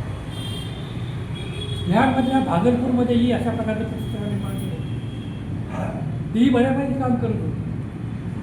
ते प्रतिसरकारसुद्धा 6 महिन्याच्या कालखंडामध्ये मोडून काढण्यामध्ये ब्रिटिश सरकारला यश आलेलं होतं आणि त्यांनी मोडून काढले होते. अशा पद्धतीने भारतामध्ये ब्रिटिश सरकार निर्माण करण्याचे जिथे प्रयत्न झाले तिथं ब्रिटिशांनी ती ब्रिटिश सरकारची चळवळ मोडून काढण्यामध्ये, दडपून टाकण्यामध्ये, तिथल्या कार्यकर्त्यांचा हालहाल करण्यामध्ये त्यांना यश आलं. फक्त एकमेव ब्रिटिश सरकार असं होतं की ते ब्रिटिश सरकार निर्माण झाल्यानंतर पुढं स्वातंत्र्याची पहाट दिसेपर्यंत ते मोडून काढण्यामध्ये ब्रिटिश सरकारला यश आलं नाही. जंग पछाडून सुद्धा यश आलं नाही. ते ब्रिटिश सरकार होतं सातारचं नाना पटोले. काय होतं या ब्रिटिश सरकारचं यश वैशिष्ट्य? या देशातले ब्रिटिश जावे, त्यानंतर तिथल्या काळ्या लोकांचं राज्य एवढ्या मर्यादित हेतूनं त्यांनी ब्रिटिश सरकार निर्माण केलेलं नव्हतं. त्यांच्या पुढं स्वातंत्र्य मिळाल्यानंतर, आमचं राज्य असल्यानंतर कशा प्रकारचं राज्य चाललं पाहिजे याची सुस्पष्ट कल्पना होती. ज्या महात्मा फुल्यांनी सत्यशोधक चळवळीमध्ये जे लोकांच्या कल्याणासाठी जे सांगितलं होतं ते सगळे कार्यक्रम ब्रिटिश सरकारने राबवण्याचं ठरवलं. त्यांची लिखित घटना होती. औंधच्या राजानं स्वतःच्या संस्थानामध्ये लोकांना अधिकार देण्यासाठी जी घटना तयार केली होती, त्या घटनेचा आधार घेऊन त्यांनी स्वतःच्या प्रतिसरकारची घटना तयार केलेली होती. त्यांनी स्वतःची तुफान सेना निर्माण केलेली आणि स्वतःचं न्यायव्यवस्था निर्माण केली, त्यांनी स्वतःची महसूल व्यवस्था निर्माण केली. प्रत्येक गावामध्ये त्यांनी न्याय द्यायची व्यवस्था निर्माण केली. त्या गावाकडे न्याय व्यवस्था ज्याही चौकामध्ये चावडीपुढे चालत होती. चावडी होणं सगळ्यांना बोलवून गावच्या गाव जमा करून आरोपी आणि फैर्यादी एकमेकाला समोर आणून त्याच्या चौकशी चालू होत्या. त्याचा न्याय निवडा गावातून न्यायपंचायतीतले लोक निवडले जातात. गावाच्या लोकसंख्येच्या आधारावर 5, 7, 9 लोकांचं न्यायमंडळ निवडलं जायचं. त्या न्यायमंडळानं त्या सगळ्या दोघांच्या बाजू ऐकून त्याच्या निकाल द्यायचा. गावाच्या न्यायपंचायतीने दिलेला निकाल मान्य नसेल तर 10-20 गावाची मिळून एक ग्रुप ग्रामपंचायत न्यायपंचायत असायची. त्या ग्रुप न्यायपंचायतीकडे अपील करायची सोय होती. ग्रुप न्यायपंचायतीने दिलेला निकाल जरी मान्य नसेल तर कुंडलला प्रिव्ही काउन्सिल होतं. त्या प्रिव्ही काउन्सिल पुढं अपील करायची परवानगी होतं. कुंडलला प्रिव्ही काउन्सिलमध्ये जो न्याय दिला जाईल तो न्याय फायनल असायचा. त्याची अंमलबजावणी केलीच जायची. कुंडलमध्ये व्यायामशाळा होती. त्या व्यायामशाळेमध्ये प्रत्येक गावातून 15, 20, 25 वयोगटातली मुलं गोळा करायची. त्यांना लाठी काठी बखाटी चालवण्याचे शिक्षण द्यायचे. त्यांची भानशना तयार करायची. त्यामध्ये एक अट्ट होती, नैतिक चारित्र्य शुद्धच असलं पाहिजे. बाईचं बाई पण माणूस पण मान्य केलं पाहिजे. तिच्यावर कुठलाही अत्याचार, कसलाही अत्याचार, कसलाही अन्याय होता कामा नये. त्यामुळं ब्रिटिशांच्या कालखंडामध्ये तिथल्या बाईला जेवढी इज्जत मिळाली तेवढी इज्जत तुला कधी आता नाहीच. तर त्या कालखंडामध्ये एवढी इज्जत त्याच्या अगोदर मिळते. त्यामुळं सगळ्या स्त्री अतिशय समाधान होता. प्रतिसादाचा पाठी या भागातल्या सगळ्या आयाबायांनी ब्रिटिश सरकारच्या कार्यकर्त्यांना अतिशय मोठं सहकार्य केलेलं होतं. त्याला लपवून ठेवून त्याचा रानात रात्री अपरात्री जेवण देणं, त्यांच्या माहिती मोठ्या कार्यकर्त्यांच्यापर्यंत पोहोचवणं, मोठ्या कार्यकर्त्यांनी निरोप त्या कार्यकर्त्यांपर्यंत पोहोचवणं, निरोपाची देवाणघेवाण करणं, त्यांची शस्त्र लपवून ठेवणं, हे सगळं काम बायाने केलेलं होतं. सामान्य बायाने केलं होतं. त्याची इतिहासात नोंदच नाही. हा सगळा दुर्लक्षित भाग होता. पण प्रतिसादाचा आणि 2-3 महिने मुंबईच्या व्यायामशाळेमध्ये प्रशिक्षण घेतल्यानंतर त्या लोकांनी त्या तुफान सैनिकांनी आपल्या गावामध्ये जायचं. त्या गावामध्ये त्यांनी आपलं काम, आपला प्रपंचाबद्दल वगैरे करायचं. अशा पद्धतीनं त्यांचे काम चाललं. नागनाथ अण्णांनी आझाद हिंद सेनेचे 2 सैनिक दिल्लीला जाऊन घेऊन आले, मनसा सिंग आणि नानक सिंग. तो इतिहास खूप मोठा आहे, तो सगळा मी सांगत बसत नाही. तिथं मनसा सिंग आणि नानक सिंग हे आझाद हिंद सेनेमध्ये सुभाष भाऊंच्यावर काम केलेले होते. त्यांना दिल्लीतून घेऊन आले आणि शिराळा आणि मंजूरच्या जंगलामध्ये त्यांनी त्यांची सैनिक शाळा सुरू केली. तिथं दुसरं सैन्य निर्माण केलं. त्या सैन्याची ही पोलिसांच्या बरोबर लढाई झाली. समोरासमोर लढाई झाली. त्या गोळीबारामध्ये किसन अहिर आणि नानक सिंग हे दोघं होतात. मित्रांनो, जी किंमत आम्ही म्हणतो त्या लोकांनी द्यायची होती. ब्रिटिश सरकारच्या लोकांना पकडण्यासाठी, विशेषतः नाना पाटील, डी बापू, नागराव नायकवडी ह्या सगळ्या पकडण्यासाठी ब्रिटिश सरकारनं ह्यूम गिल्बर्ट सारख्या एका मोठ्या अधिकाऱ्याला मुद्दाम सातारामध्ये पाठवलं होतं. त्याचा दरारा वचक असा होता की अफगाणिस्तानमध्ये पठाणाचं बंड झालेलं होतं आणि ते पठाणाचं बंड मोडून काढण्यामध्ये त्या गिल्बर्टला यश आलेलं होतं. त्याची ती कामगिरी लक्षात घेऊन त्याला साताऱ्यामध्ये पाठवलं होतं आणि सातारची चळवळ मोडून काढण्याची कामगिरी त्या गिल्बर्टवर टाकलेली होती.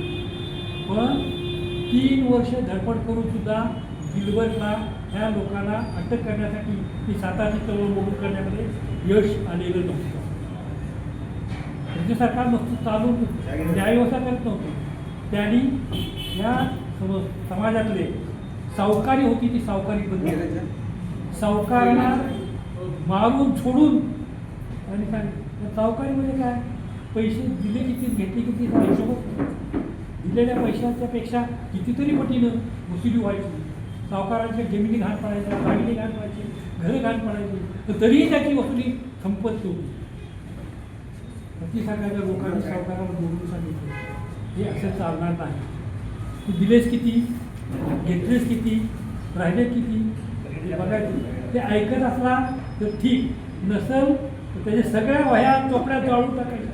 सावकाराच्या तोंडाला काळं पासून त्याला कृष्णेच्या वाळूमध्ये उन्हात लोळवलं. इतके उद्योग करून ह्या वेळेला सावकारी संपवली. लोक लग्नामध्ये भयानक खर्च करायचे. आज तर जरा काय उंच लागलेला आहे, पण त्यावेळेला काय होतं, नाना पाटलांनी हे थांबवायचा प्रयत्न केला. त्यांनी गांधी लग्नाची पद्धत केली.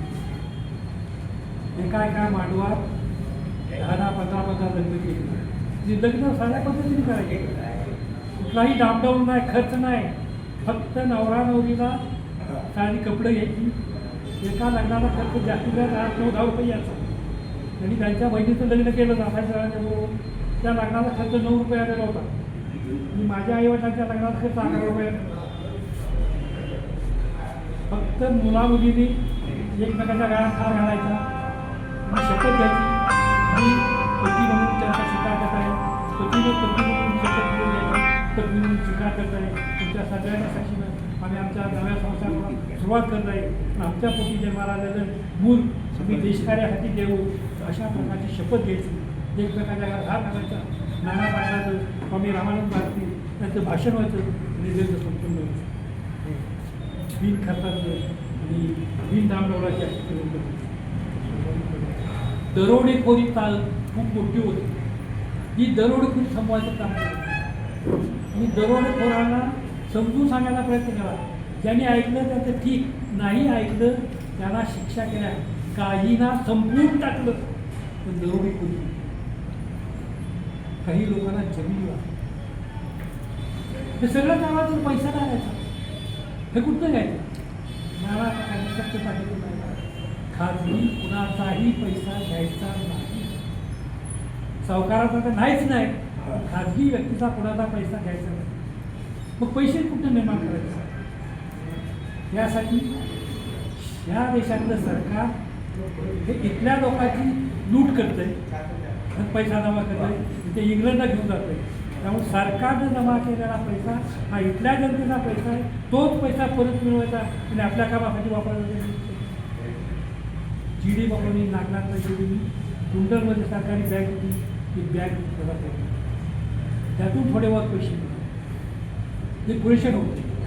पण मिरज ते पुणे ही सरकारी नोकरांचा पगार घेऊन जाणारी रेल्वेसाठी स्पेशल म्हणून स्पेशल ट्रेन म्हणायची.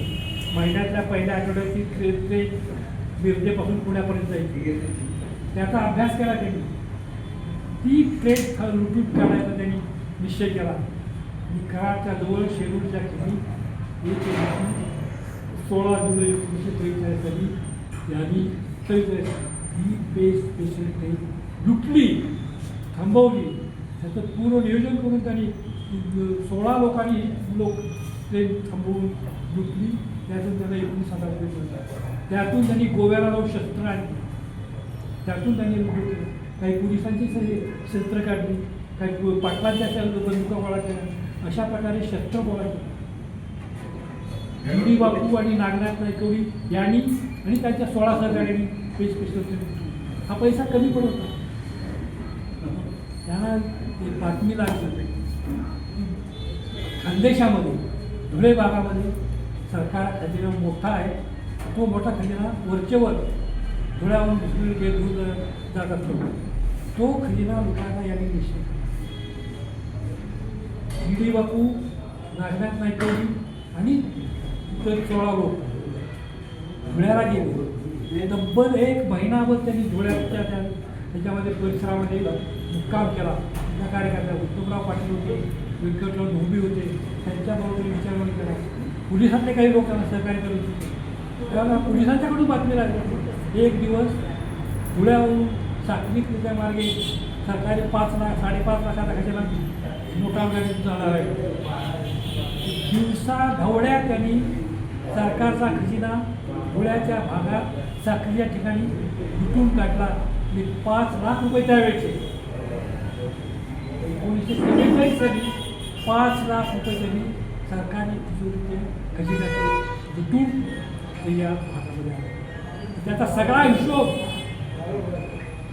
काँग्रेस कमिटीला आणि पंडित नेहरूंनी केला स्वातंत्र्य. अशा पद्धतीने सरकार त्या सरकारचं काम लोकांना आपलं सरकार आहे. ते सरकार कधी सरकारला पर्यायी सरकार होतं म्हणते सरकार पण त्याचा भाव कधी सरकार नव्हतं. कारण ते जे गुन्हेगारांना शिक्षा करतो त्या शिक्षेला पत्री मानलं म्हणतो. काही लोकांनी त्याचा प्रचार केला, बदनाम करायचा प्रयत्न केला की गुन्हेगाराच्या पायात घोड्याच्या बैलाच्या पायाला नाळ मारतात, अशा पद्धतीने नाळ मारले जातात, अशा प्रकारचा खोटा प्रचार केला. पण तसं करीत नव्हते. गुन्हेगाराला जाहीररित्या बोलवायचे, त्याला उलटे पाडायचे, त्याचे पाय बांधायचे, पायात काटे नाही ते टाचावर काढायचा, त्या टाचेवर सडकून बेताच्या काठीनं फटके मारायचे. त्यामुळं त्याच्या काळाच्या सगळ्या नसा तुटून ढिल्या होऊन त्याला चालता यायचं नाही, रांगत चालायला लागायचं. अशा पद्धतीची शिक्षा त्याला पत्री मारणं म्हणायचं. ह्या पत्री मारण्याच्या शिक्षेमुळं त्यांच्या प्रति सरकारला पत्री सरकार अशा पद्धतीने सरकारचं प्रति सरकारने काम करतं. हे प्रति सरकार निवडीत करण्यासाठी ब्रिटिश सरकारला शेवटपर्यंत यश आलेलं. 1945च्या कालखंडामध्ये सगळ्या जगाला चिंता पडली होती दुसऱ्या महायुद्धाची, हिटलरनं जगावर आलेल्या युद्धाची. याच्या चर्चा सगळीकडे चालत होत्या. पण ब्रिटिशच्या पार्लमेंटला चिंता पडली होती सातारा. ब्रिटिश पार्लमेंटमध्ये त्यावेळेला प्रश्न उपस्थित केले होते विरोधी पक्षाने की सातारामध्ये राज्य कुणाचं. नाना पाटलाचा सरकारची परीक्षा आणि त्यावेळेच्या पंतप्रधानाला त्याचं सरळ उत्तर देता अशा पद्धतीने नाना पाटलांचं काम आणि त्याचं या देशामधून काम चालू हे काम केलं होतं. स्वातंत्र्याची पहाट दिसेपर्यंत स्वतः त्याचं काम बंद करेपर्यंत हे प्रति सरकारचं काम चालू होतं. लोकांचा त्याला म्हणून पाठिंबा. मित्रांनो, एक खंत मी जाता जाता इथे व्यक्त करेन. या स्वातंत्र्याला 50 वर्ष पूर्ण झाल्यानंतर 1992 साली त्यावेळेला देशाचे पंतप्रधान होते PV नरसिंहराव. त्यांनी स्वातंत्र्य चळवळीला 1942च्या चळवळीला स्वातंत्र्य चळवळीच्या शेवटच्या पर्वाला सुरुवात झाल्याला सुवर्ण उत्सव होता. 50 वर्ष पूर्ण झाले होते 42च्या चळवळीला. त्यानिमित्तानं देशामध्ये 3 ठिकाणी जे प्रति सरकार निर्माण झाले त्या प्रति सरकारचं स्मारक करायचं अशी जाहीर घोषणा केली. त्यासाठी सातारा, पश्चिम बंगाल आणि बालिया या 3 सरकार ठिकाणी केंद्र सरकार 1 कोटी रुपये देणार होते 92 साली. आणि त्याच राज्य सरकारने 1 कोटी घालायचं आणि 2 कोटीच्या रुपयांमध्ये त्या ठिकाणी त्या प्रति सरकाराचं स्मारक उभा केलं जावं, त्याची प्रेरणा त्या भागातल्या लोकांना मिळावी अशा प्रकारची घोषणा देशाच्या पंतप्रधानांनी केलेली होती. पश्चिम बंगालच्या लोकांनी त्यांचं स्मारक उभा केलं, बालियाच्या लोकांनी त्यांचं स्मारक उभा केलं. सातारच्या सरकारनं, महाराष्ट्राच्या सरकारनं सातारचं स्मारक उभा केलं त्याची खंत माझी. तासभर मी आपला पुढे सगळं विचार मी शांतपणे हे सगळं ऐकून घेतो. मला सहन केलं.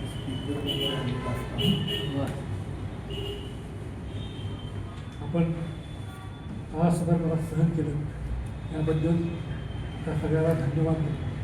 जाता जाता 1-2 मिनिटां आणि मी नाना पाटलांच्या भाषणासाठी लोक गाड्या झुकून यायचे. हजारो लोकांची लोक गाडी झुकून सभेमध्ये नाना पाटील सगळ्या शेवटी अगोदर स्थानिक कार्यकर्त्यांनी मुख्यमंत्री कार्यकर्ते म्हणजे विशेषतः संयुक्त महाराष्ट्र चळवळीच्या वेळेला व्यासपीठावर कोण असं ना नावं सांगितलं तुमच्या लक्षात Desai Range, Acharya Atre, S M Joshi, Rajiba Desai, N D Patil असे हे प्रति महाराष्ट्र सगळीकडे असतात. हे सगळे अगोदर बोलायचे, ते सगळे म्हणायचे नाना पगार बघायचे. आणि सगळ्यात शेवटी नाना पाटील बोलायला उभा राहिले तब्बल 2.5-3 तास नाना पाटील बोलत उभा. सगळ्यांना सुरुवात करताना शब्द मारून दंड फुटतो, छत्रपती शिवाजी महाराज की जय, महात्मा गांधी की जय, भारत माता की जय अशा घोषणा देणार सगळ्याला सुरुवात करणार. त्यामुळे प्रेमगडांना सगळा संपूर्ण खडबडून जागा होणार. म्हणजे 2-3 तास नाना पाटलांची सभा ऐकत त्यांची भाषणं सामान्य माणसाच्या हृदयाला रुची लागतात. तितक्या सोप्या भाषेत ते सांगायचे, तितक्या सोप्या भाषेत सांगायचे की लोकांना त्याचं बोलणं चटकन समजून जायचं. त्याचं एक उदाहरण महाराष्ट्र आणि गुजरात या 2 राज्याची निर्मिती झाली. 2 राज्याची निर्मिती होत असताना करार झाला. त्या करारामध्ये मुंबई महाराष्ट्राला देण्याच्या बदल्यात महाराष्ट्राने 10,000 कोटी रुपये गुजरातला द्यायच्या करारात मानले. कोल्हापूरच्या बिंदू चौकात सभा होती. राजीबा देसाई यांनी पाटीलच्या व्यासपीठावर आणि नाना पाटील त्या सभेमध्ये बोलला. सगळं त्यांनी भाषण केलं. आणि 10,000 कोटी रुपये म्हणजे किती रक्कम आहे ती सामान्य लोकांना पटवून देण्यासाठी त्यांनी उदाहरण दिलं.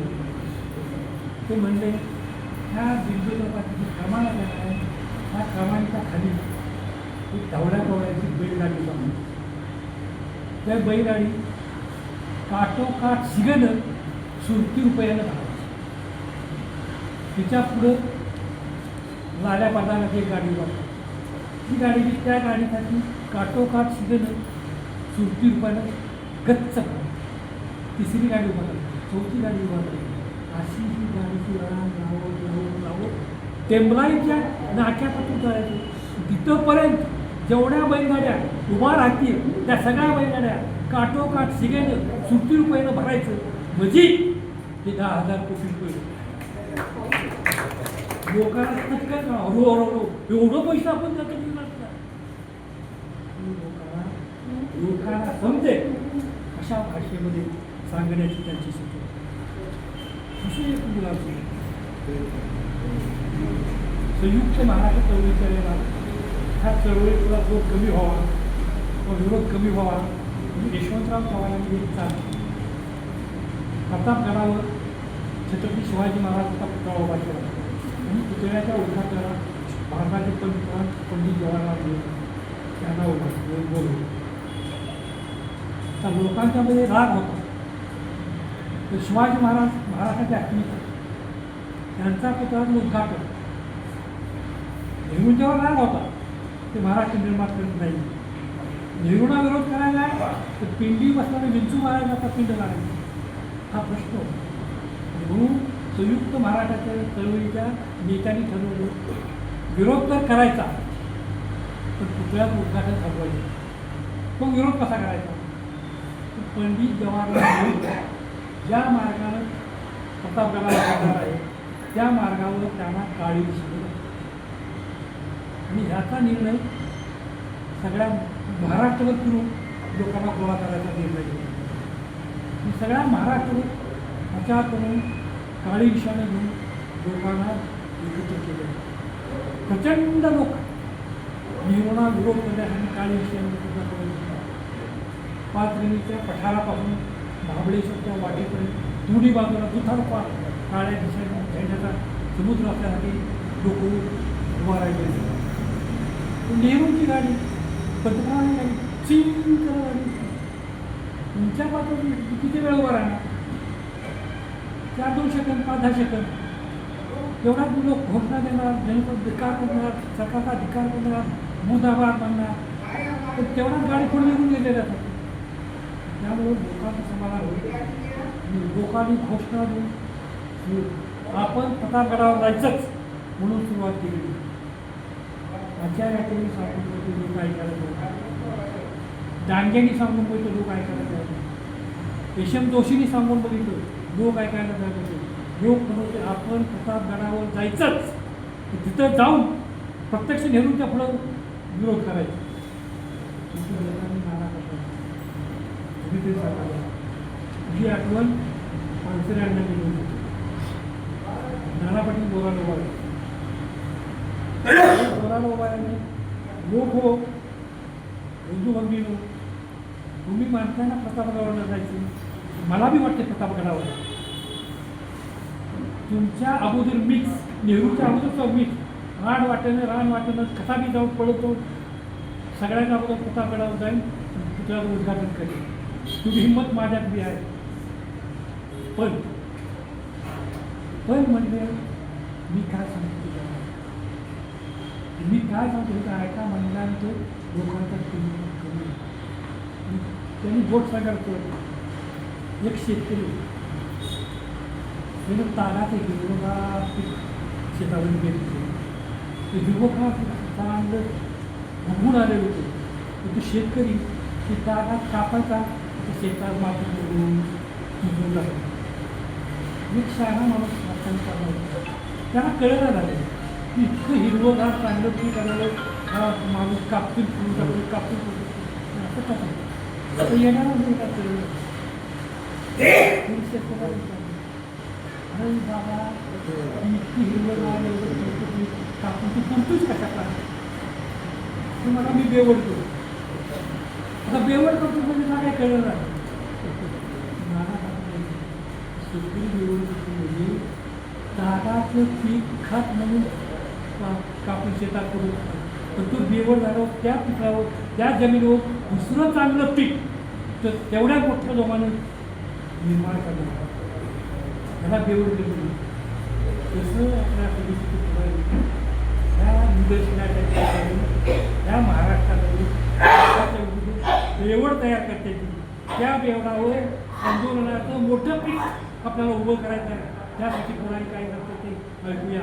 आपण सांगतो लोकांनी मान्य केलं की कामगारांचा भूषा थांबवला ही नाना पाटलांच्या बाबतीची हिमयावा समजून सांगायची आणि आयुष्यभर सर्वस्वता त्याग करून आपलं काम केलेलं अशा या आजोबांना त्या सगळ्याचा आदर्श पुन्हा एकदा नमन करतो. पुन्हा एकदा आता सर्वांना धन्यवाद देतो. किंवा इतर बोलवलं आता अध्यक्षीय भाषण होईल, त्यानंतर आभार प्रदर्शन होईल. पाऊस आहे, कुणी उठू नका, त्यांनी शाही घ्या. आता आमचे महेश जाधव या ठिकाणी अध्यक्षीय भाषण करतात. विश्ववंद्य चक्रवर्ती सम्राट बळीराजा सम्राट अशोक, छत्रपती शिवाजी महाराज, डॉक्टर बाबासाहेब आंबेडकर, महात्मा ज्योतिराव फुले दाम्पत्य, राजर्षी छत्रपती शाहू महाराज यांच्याबरोबर जनसामान्यांचे कष्टप्रद जीवन सुखप्रद होण्यासाठी बहुमूल्य योगदान देणाऱ्या महामानवांना अभिवादन. आजचे आदरणीय प्रमुख वक्ते ॲडव्होकेट सुभाष पाटील यांनी सविस्तर असं आपल्याला मार्गदर्शन केलेलं आहे. त्याचबरोबर या मंचावर उपस्थित शेतकरी कामगार पक्षाचे शहर सरचिटणीस श्री बाबूराव कदम, त्याचबरोबर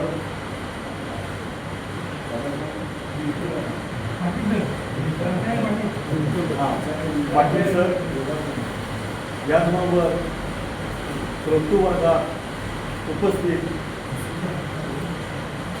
माझे ज्येष्ठ मार्गदर्शक आणि श्रोते हो, शेतकरी कामगार पक्षातर्फे भाई दाजीबा देसाई प्रतिष्ठान बेळगाव यांच्या संयुक्त विद्यमाने 3 दिवसीय व्याख्यानमाला आयोजित केलेली आहे. ते 6वं वर्ष आहे आणि आजचा विषय प्रतिसरकार व क्रांतिसिंह नाना पाटील हा अगदी नाना पाटील यांच्या घरातीलच असणारे नातू असणारे ॲडव्होकेट भाई सुभाष पाटील यांनी आपल्याला सविस्तर सांगितलेलं आहे. त्यापैकी काही पैलू ह्या याच्यामध्ये आणखी आहेत.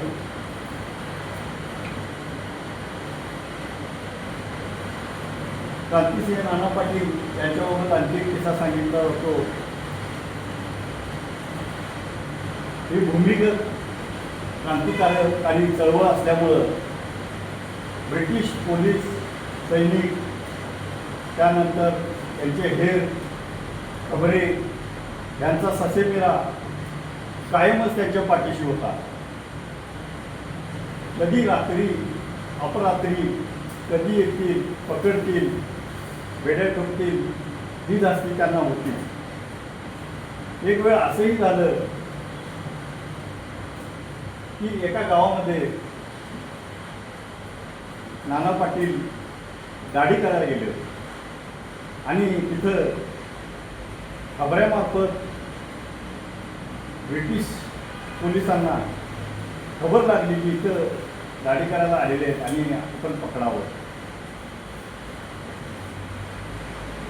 ते पोलीस गावामध्ये आले आणि त्या दुकानाकडे जाऊ लागले. नाना पाटील त्यावेळी खुर्चीवर बसले होते, साबण वगैरे लावला होता आणि त्यांना हर्षामध्ये दिसलं की मागून ब्रिटिश पोलीस येत आहेत. त्यांनी पटकन पवित्रा बदलला, नागाला म्हणले तर तू बस. आपला साबण टावेलनं पुसला, पटकन त्याला साबण वगैरे लावला आणि त्याची दाढी करतात. आता ब्रिटिश पोलिसांना पण ह्याची पण धास्ती होती की तिथं प्रतिकार व्हायची होती. ते गडबडीनं आले, कुठे दाढी करायला बसल्यात. दाढी करायला जो बसले त्यांना पकडून ते घेऊन गेले.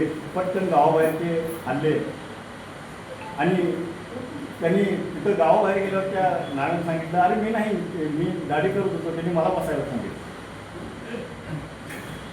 असं हे त्यावेळी काहीतरी युक्ती वापरून वेळ मारून सुटणं हे सुद्धा त्यावेळी ह्याच्यात महत्त्वाचं होतं. कारण चळवळ ही पुढे चालली होती. ही धोकादायक चळवळ, अतिशय धोकादायक असतं. सशस्त्र क्रांती ही अत्यंत धोकादायक, जीवाशी बेतणारी सुद्धा असते. त्या कार्याचा आढावा घेताना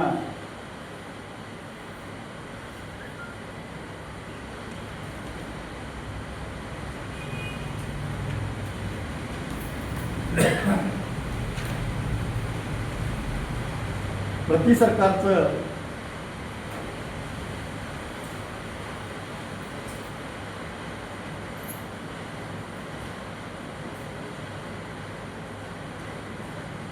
या महाराष्ट्रातील सातारा आणि सांगली जिल्ह्यामध्ये याचा मोठा प्रभाव होता. ग्रामीण भागात तर याचा पराभव होता, कारण त्याला सपोर्ट तसं त्या तत्कालीन परिस्थिती सुद्धा तशी होती. आपण तिकडचा विचार करताना इथली परिस्थिती कोल्हापुरातली काय होती यावरून आपण ॲक्सेस, प्रवेश मार्ग किंवा दळणवळणाची साधनं कशा पद्धतीची उपलब्ध होती इथलं उदाहरण दिलं तरी आपल्याला लक्षात येईल. कोल्हापूरमध्ये विल्सन पूल सोडता त्याकडे एकही पूल नव्हता. त्यामुळं लोकांना ॲक्सेस, दळणवळणाची साधनं, पोलीस पटकन यायचे म्हटलं तरी त्यांना ॲक्सेस नव्हता किंवा कुठेही जायचं यांना. ही सामाजिक परिस्थिती ही त्यावेळी विपरीत होती. त्यावेळी आजच्या एवढं बाजारात चलन फिरत नव्हतं. त्यावेळी बार्टर सिस्टीम बैद्याची होती आणि त्यामुळं इथून जरी गोव्याला जाऊन पोर्तुगीजांच्याकडून शस्त्र वगैरे आणायची म्हटली तर इथं बैठ्यावर धान्य गोळा करून ते का पोर्तुगीजांना देणं शक्य नव्हतं. ह्या सामाजिक अडचणी भयानक होत्या त्यावेळी. त्यातून मार्ग हा काढणं हा क्रांतिकारकांच्या समोर ब्रिटिशांचं जे आव्हान होतं तसंच हे एक समांतर आव्हान होतं.